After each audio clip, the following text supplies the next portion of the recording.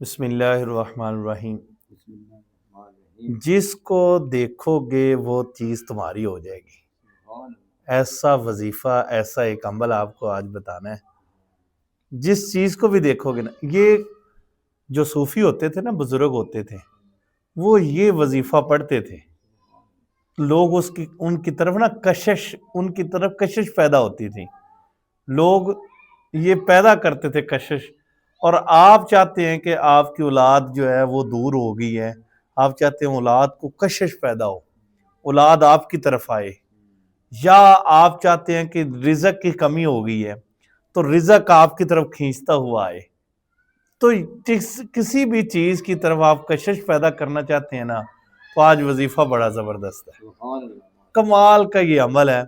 بڑے بڑے صوفیوں نے یہ وظیفے کیے ہیں، بڑے بڑے صوفیوں نے۔ ایک سچا واقعہ میں آپ کو بیان کرتا ہوں کہ عراق کا ایک بندہ تھا، اس کی نا اولاد اس کا کہنا نہیں مانتی تھی، وہ کہتی تھی کہ بس اولاد کو کیسے پالا جاتا ہے، ماں باپ جانتے ہیں کہ ان کی دیکھ بھال کیسے کی جاتی ہے، لاکھوں روپے خرچ بھی ماں باپ کرتا ہے، اولاد کے لیے پڑھاتا ہے، سب کچھ کرتا ہے۔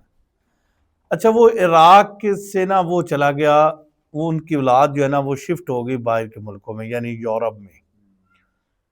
وہ بندہ ہر وقت یہ وظیفہ پڑھتا تھا، اس کو کسی بزرگ نے بتایا تھا۔ چند دنوں کے اندر ان کی اولاد نے اس کا ویزا بھیجا اور ان کو اپنے پاس بلایا، اور وہ والد کہتا ہے کہ یہ وظیفہ میں نے زندگی میں کبھی نہیں چھوڑا، جب سے کرتا ہوں نا، جو میں کہتا ہوں وہ اولاد کرتی ہے۔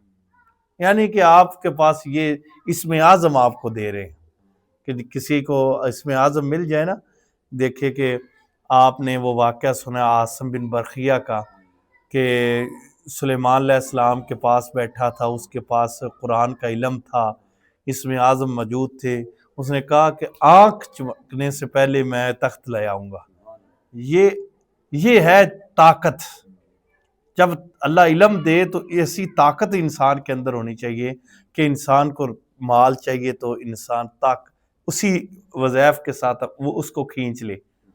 تو یہ بڑا معجزاتی چیزیں ہیں، اور یہ آپ نے صرف اور صرف ہر نماز کے بعد آپ نے 3 مرتبہ پڑھ کرنا، اپنے اوپر دم کرنا ہے۔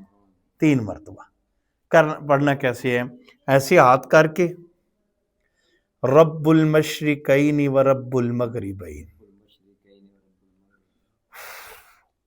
3 مرتبہ پڑھ کے پھونک مارنی ہے، پھر اپنے چہرے پہ آپ نے ایسے جسم پورے پہ آپ نے مس کر لینا۔ 21 دنوں کے اندر جو کام آپ کے ذہن میں ہے نا وہ پورا ہو جائے گا انشاءاللہ تعالی۔